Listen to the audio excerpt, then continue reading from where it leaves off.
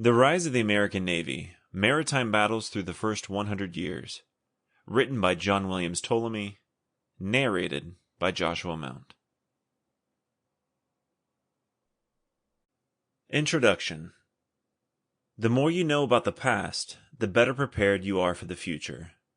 President Theodore Roosevelt. Nuclear missiles. Military air power carried by warships or on land bases. Submarines. Destroyer ships equipped to terminate submarines and aircraft. Artificial intelligence used to find and destroy underwater mines up to at least 6,000 feet deep. This is the United States Navy today. In 1775, Great Britain's Navy, known as His Majesty's Royal Navy, was the largest maritime force in the world. Its heavily armed ships of the line, battleships with dense wooden walls, 64 to 100 voracious cannons, and a system of combat second to none routed many an enemy.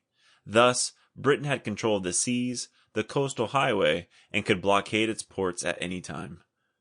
The British-American colonists had no such force. The Continental Navy of 1775 was created after the Second Continental Congress with the purchase of 2 ships paid for by George Washington, Commander-in-Chief of the Army.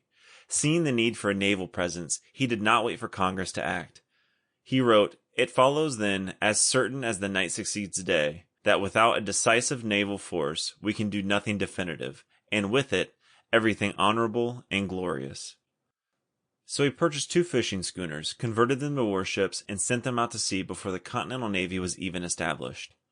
Privateers, privately owned merchant ships that could engage in warfare, were essential to the Continental Navy as they irritated the Royal Navy by attacking English merchant vessels, stealing supplies, and capturing the crew which the Continental Navy impressed into service.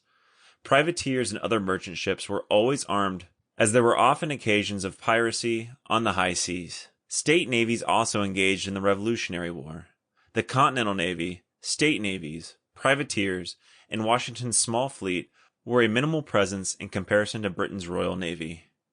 Today, the United States Navy is the largest and the most formidable force in the world in terms of real power, technological strength, naval air power, nuclear missiles, submarines, destroyers, global outreach, and power projection. The Continental Navy was disbanded after the Revolutionary War to cut down on expenses for the new nation. For 9 years thereafter, there was no Navy presence at all.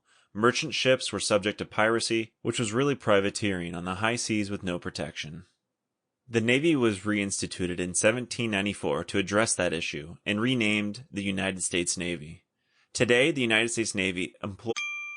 Sample complete. Ready to continue?